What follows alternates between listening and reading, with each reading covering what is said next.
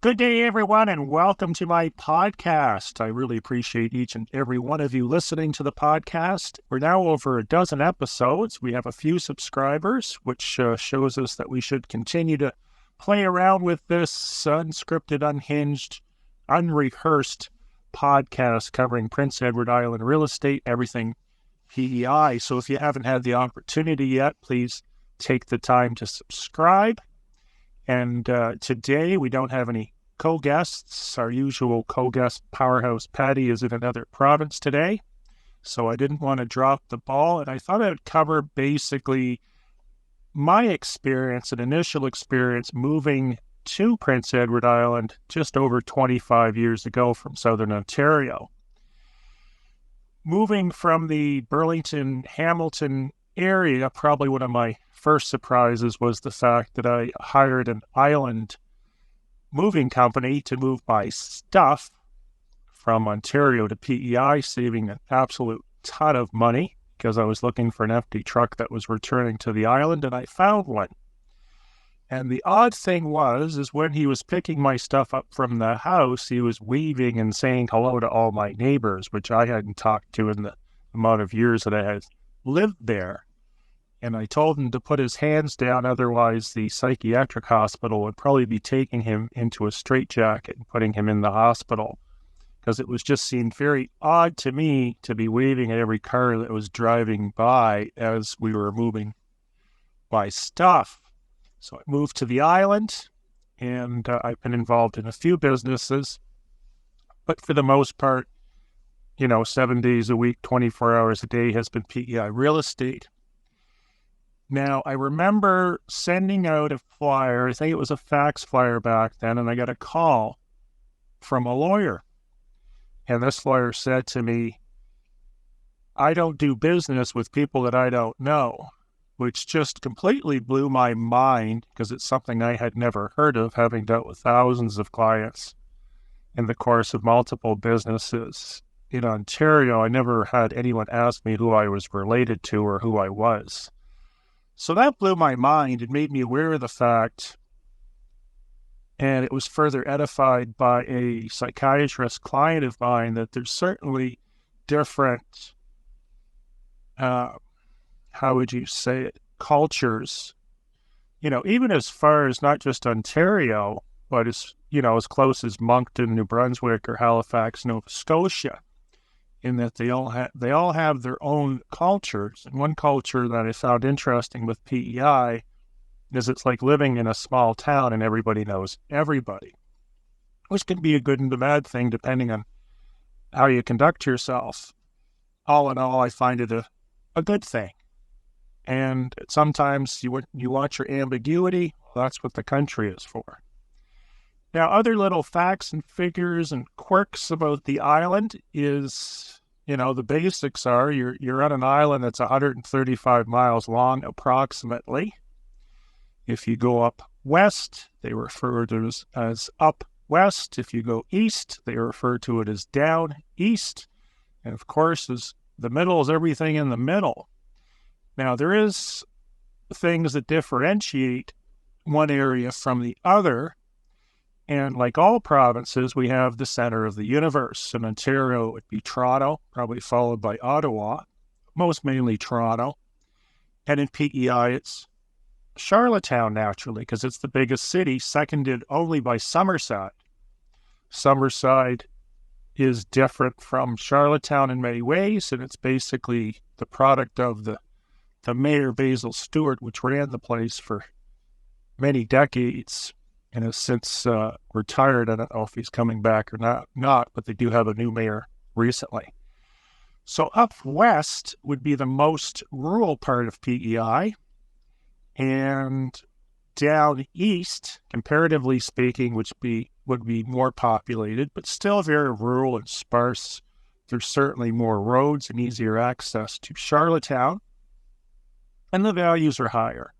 The values seem to go up closer you are to Charlottetown and down as you get further and further away, with the exception of Summerside. Summerside, since the first quarter 2016, as we've discussed in other podcasts, has gone up, just like most of the island in PEI. It's crazy to see the changes in what people are paying for properties. And I don't say what they're worth, because in my opinion, if I index property values against the average increase in real estate across the country since 1980, I'm not going to pay double that just because of COVID and because the bottom fell out of the real estate market in Southern Ontario a few years ago. So people came here and bought out of fear. They're still doing so for the most part. So you've got up west, which is fairly rural and quiet. That's what you're looking for. That's great. East is a little more populated, but not much. We still have areas on the island that it's almost impossible to get cellular coverage, particularly along the shore.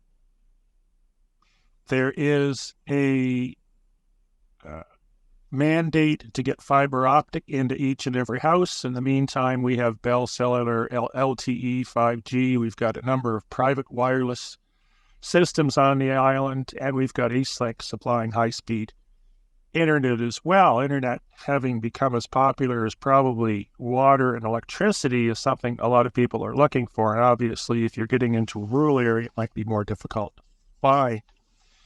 Now, getting back to areas, you've got east and west, then you've got the center of the island, and of course you've got Summerside, Charlottetown. You've got Stratford across the Hillsborough River from Charlottetown, which is the fastest growing community on the island. And west, you've got O'Leary, Alberton, Tignish. Most of the island is English.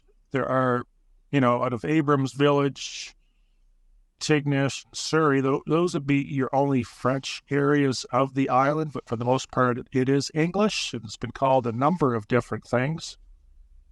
I don't say that jokingly, but if you go to Wikipedia, you can see it's been named a few different things over the past several hundred years since its discovery and the original settlers. Now, other things to note, the railway system was dismantled probably around the 80s. The Charlottetown waterfront was very industrialized. That has been changed. There's a boardwalk. It's an awesome place to be. That's where I'm sitting now, looking out at the water in the yacht club. So this used to be all industrial. Since 1980, it has traversed to somewhere that you can go down and see the water and walk along the boardwalk. You can go to Victoria Park. There's all kinds of stuff to do, and the area on the water is referred to as Brighton. I may make some videos here coming up shortly that are going to cover all these areas on my YouTube channel. So if you haven't had the opportunity, check out my YouTube channel. You can just Google my name and it will come up. I think it's YouTube. It doesn't matter. YouTube.com/something or other. Living in Prince Edward Island, I think it is, with my name. So check that out. And if there's any other questions you have about the island, put them in a comment on the YouTube channel or send me an email directly. So the rail trails were dismantled, and now they're walking trails in the summer. There's snowmobile trails in the winter.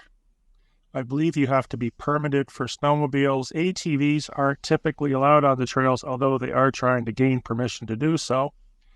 However, there are 3 or 4 ATV associations in PEI. So if you're into trails and ATVs, I would suggest checking out the ATV associations because they do have permissions and trails set up on private and government land, I believe, that you can use legally with your ATV. Ice fishing's popular in the winter. The big question I get all the time, of course, is how's the weather? Because CBC will take, a 100-year storm or something that's happened once every 300 years and make it look so prolific and so incredibly dismal that people don't come to PEI for years because they've seen this story about the hurricane or Fiona or ice storms. And that typically is not the norm here. I found my experience living in Southern Ontario in the Burlington, Hamilton, Stony Creek area that the weather here is actually nicer. It's sunnier. You don't get that crappy, overcasty lake effect cloud system hanging over your head for months and months and months around this time of the year, January through April. You do have higher winds, and once in a while we do get a major snowstorm, but what CBC doesn't mention is the ability for us as a province to clean up those snowstorms probably quicker than most other places, because the farmers and agricultural equipment is usually reapplied in the winter for snow clearing. And that is one of the reasons why when Toronto had a giant snowfall, it was the PEI farmers and the PEI people that went to Toronto to clean up the roads, because we're so well equipped. Having said that, I don't think I'd want to be on the island without a four-wheel or all-wheel drive vehicle. I think it would be a great idea to have that. The other thing I've come accustomed to that I didn't in Southern Ontario is you definitely want winter tires, and you can even run studded tires here if you can endure the noise. Those are always good options here. If you're into the beaches and, we've got more roads per capita probably than any other province or state in North America, if I remember correctly. So if you're into driving around aimlessly, any of those roads are clay, and they're not something you want to traverse with a Honda Accord or some other vehicle that's 4 inches from the ground. An SUV or a half-ton pickup seems to be the norm around here for traveling the island.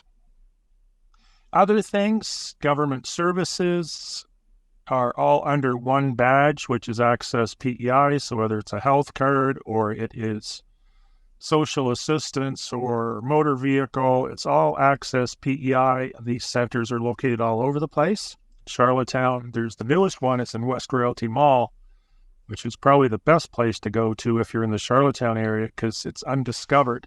Most people are still going to the old location on Riverside Drive on the water, which is usually a lot busier.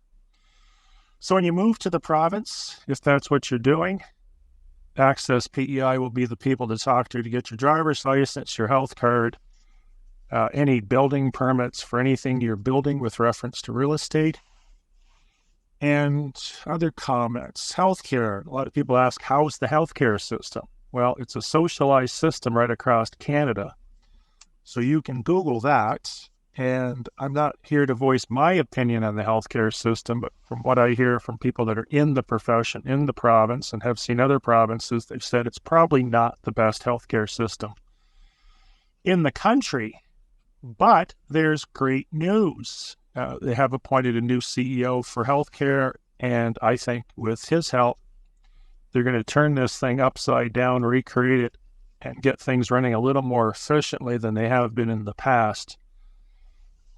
Because in the past, they just weren't running as well as they could, in the opinion of people involved in the healthcare system. Other than that, one thing I discovered as an entrepreneur is it's very easy to succeed at a business here because there's little or no competition in most fields.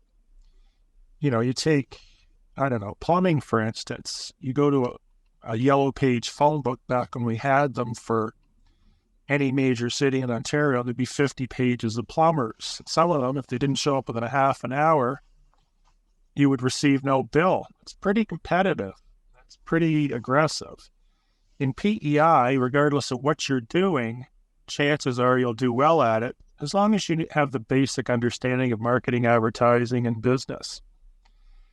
I think there's an opportunity to do anything you want on the island. And, that goes one step further to the internet. The opportunity, especially since COVID, many of them are online. Whether your employer, if you're looking for a job, is in the Maritimes or they're located in Los Angeles, you can do that job from your computer. Because many of these companies closed their physical offices, realizing that the employees are far more productive at home when they weren't socializing with other employees in the office and hanging around the photocopier or the lunchroom or the coffee machine. So it's opened up a whole new world, the internet. And with the advent of Bell Internet and Eastlink Internet on the island, you're getting speeds of a terabyte, which is incredible. So in closing, that's about all I'll cover today. I, again, appreciate you listening. Be sure to subscribe to the podcast. Be nice to see that there is some interest. And have yourself a great day.